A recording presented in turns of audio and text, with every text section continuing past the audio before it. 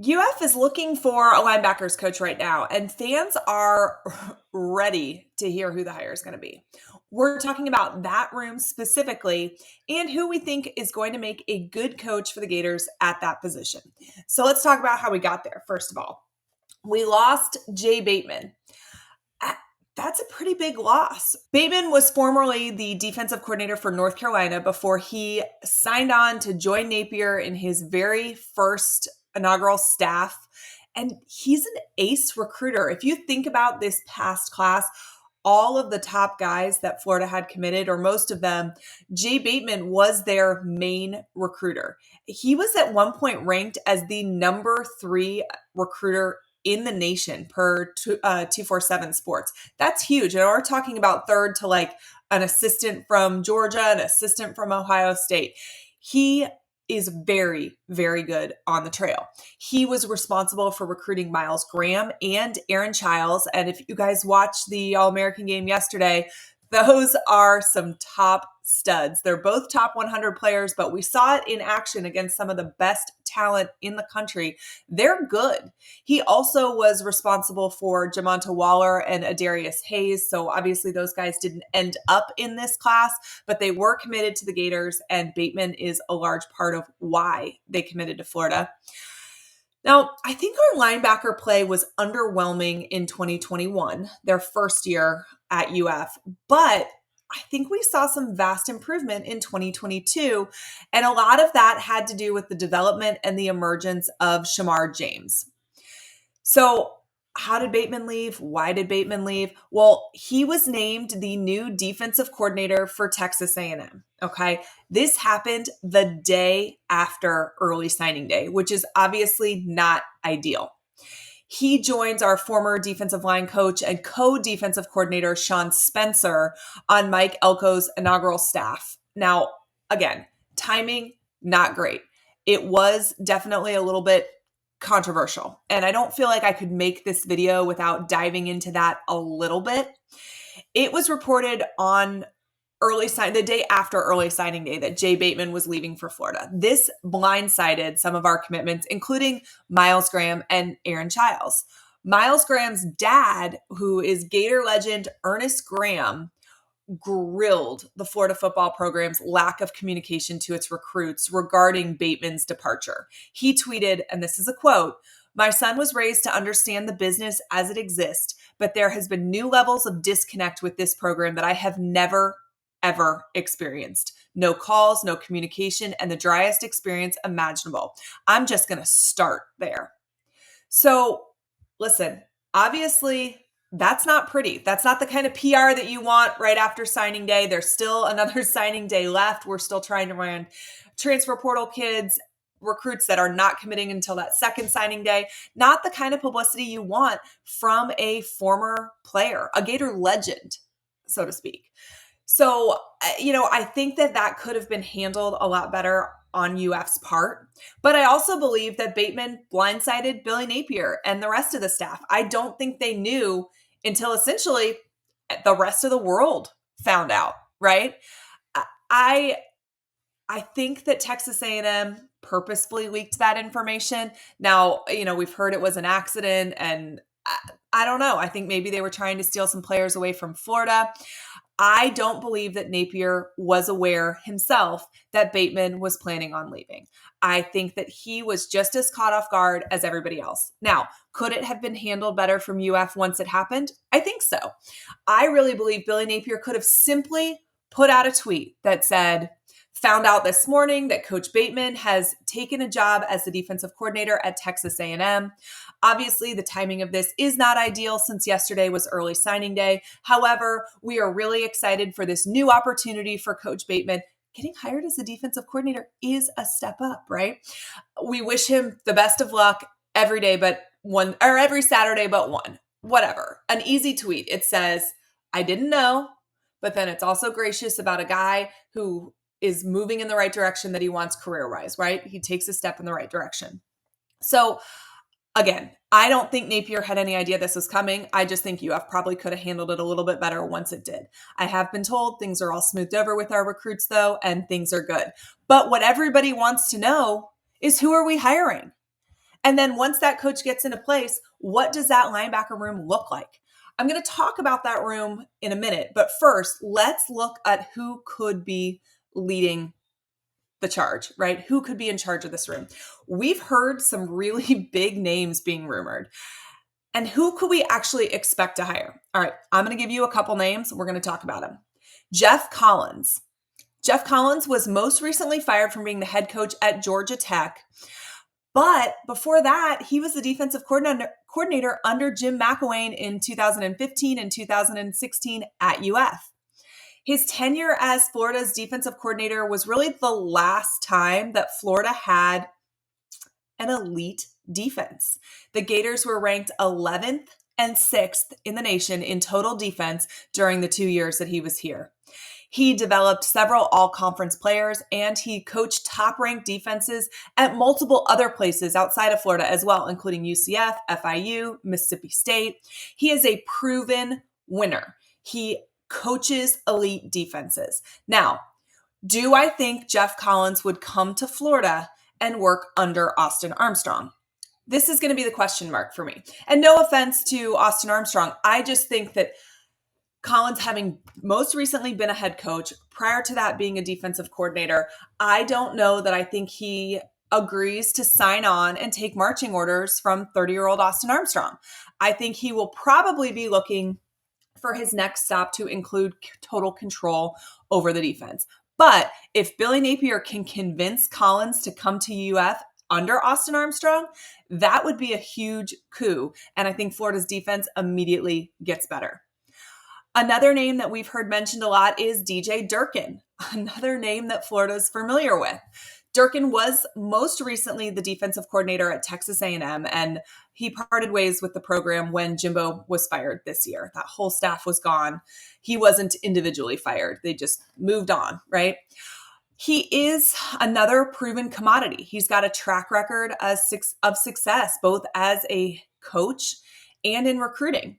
In 2012, Rivals actually named him Recruiter of the Year. He served under some legendary coaches, including Urban Meyer and Jim Harbaugh. He also coached linebackers under Muschamp when our defense was honestly second to none. There's maybe nobody better to learn defense under than Will Muschamp. And another reason that you could get excited is that when he coached with Urban Meyer, he didn't just coach linebackers. He was also the special teams coordinator. Now, I will argue that was Urban Meyer's worst set of special teams, but hey, it was still way better than what we're dealing with right now. We know how seriously Meyer took special teams. The assumption is that DJ Durkin would take special teams just as seriously. If he is hired, he could potentially play a big role in breaking out of this pattern of special teams and defensive woes. And all of those things would be positive, right? Now, the negative is there too. First and foremost, I think we need to stop recycling coaches. You're going to see there's several names on this list that have spent a time or two at Florida. I almost think getting fresh blood in there is the better move. But I also know that DJ Durkin comes with a list of problems that follow him. He had a player die at Maryland. When he was at Florida, he had several incidents with players here, now former players, that I think would be very, very upset if he ended up back in orange and blue. I think it's a controversial hire. I think you're going to get some pushback. And so for those reasons, I think maybe you look elsewhere. But this is a name that we're hearing is on the board. Another name we're hearing is Chris Partridge. He got to start coaching high school football at Paramus Catholic High School, where he coached the Paladins all the way up to be the number 4 ranked high school football team in the country. He coached linebackers and special teams, y'all, at Michigan from 2015 to 2018. He was also the co-defensive coordinator with none other than DJ Durkin at Ole Miss.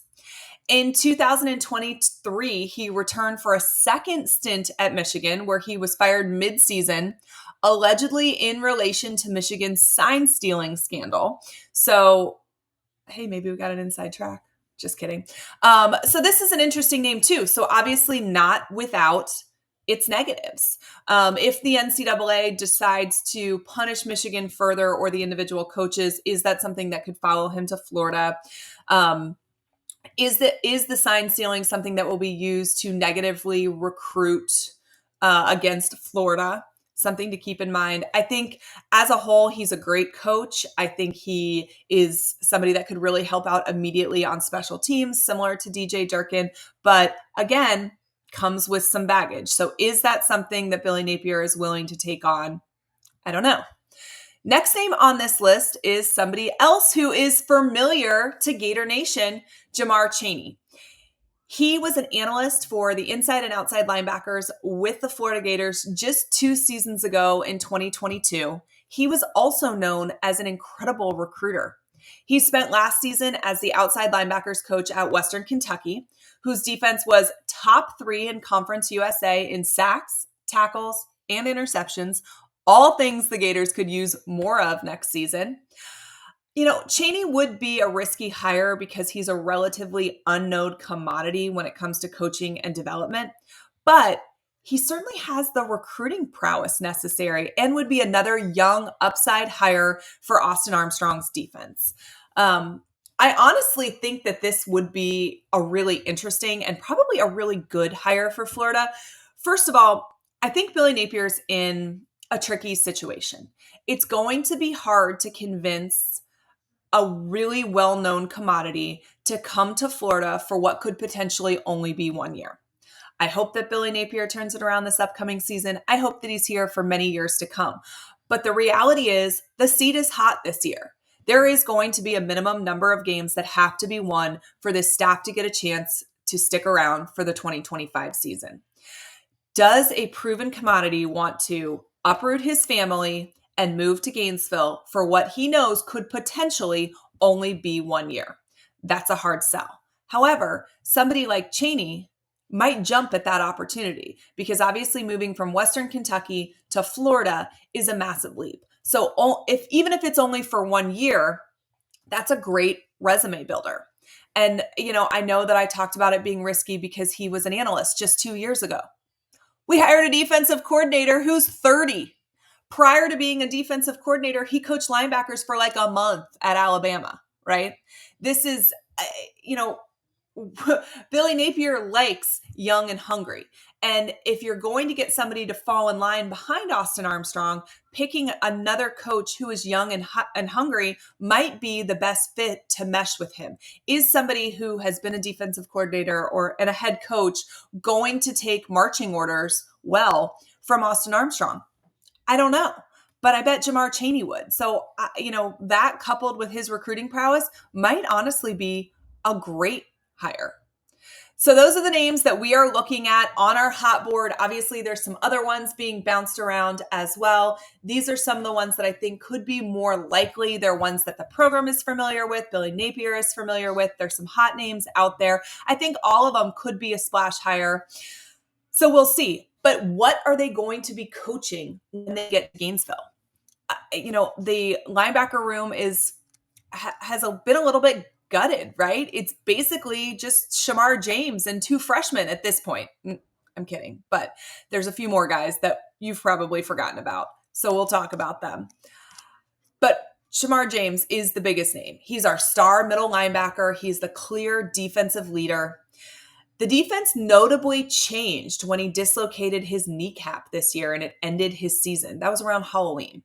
With James on the field, the team is better, right? I think if he plays the rest of the season, realistically, Florida probably wins 1 or 2 more games just because of his play. We've got Jaden Robinson. He's a redshirt freshman. He was a low 4-star who didn't see much playing time last year. I think he's viewed as a player that's brimming with potential. He needs some development. We'll see what he can do this year. Derek Wingo is a senior. You guys remember Wingo? He's somehow still here. He's never seen too much playing time, but hopefully he takes on kind of a Amari Burney-like leap, right? He played edge in high school and is a former high 4-star. He was even a 5-star at one point, but he struggled with injuries during his time at UF. He's a sleeper pick to have a big season. Manny Nunnery is also still in that room, redshirt sophomore. He transferred from Houston, where he was a special teams stud. In 2021, he was the National Special Teams Player of the Year. He is an absolute athletic freak who is still developing. With a strong offseason, he could be in for a special 2024 season. Of course, we've got Miles Graham coming in, very high 4-star guy, top 50 player, strong candidate to be an eventual year one starter and an immediate contributor. He was the very first commitment for the Gators in the 2023 class. He is a legacy guy, never wavered. Really excited to see what he can do on the field. I don't know if you saw any of the videos or clips from this All-Star week that just happened, but my goodness, it's been a long time since we've had linebackers that look like Miles Graham and Aaron Childs coming onto campus as freshmen. They are both athletic freaks. Aaron Childs is also a high 4-star. He's a top 100 guy. He recently signed with Florida as well. He was part of that massive recruiting weekend that we had in June where there was 1 million guys that committed. He is the Gatorade and Max Prep's Maryland State Athlete of the Year. He stuffed the stat sheet, right? 122 tackles, 22 tackles for a loss, 15 sacks, 2 forced fumbles, 2 blocked punts, 1 blocked extra point. This guy is going to be a stud. I honestly think Childs and Graham will contribute as freshmen, and I'm really excited to see as their career progresses. Deuce Spurlock is also still in this linebacker room, redshirt sophomore, former 3-star recruit. He transferred from Michigan. Honestly, still largely an unknown. Could he have an upside? Well, we know that Michigan likes to recruit low-profile guys who are capable of being developed into eventual starters. Maybe that's some version that we will get of Spurlock this season. So their room has talent. It's just needing some development. Who is the guy that is going to make that happen? The names that we listed seem to make sense. I think a few are a little bit more likely or more realistic than others, but hopefully UF is moving on this position soon. And of course, we will keep you updated as soon as that happens. Thank you guys for tuning in and for all of your support. Would love to hear who you want UF to hire down in the comments. Talk to you soon. And as always, go Gators.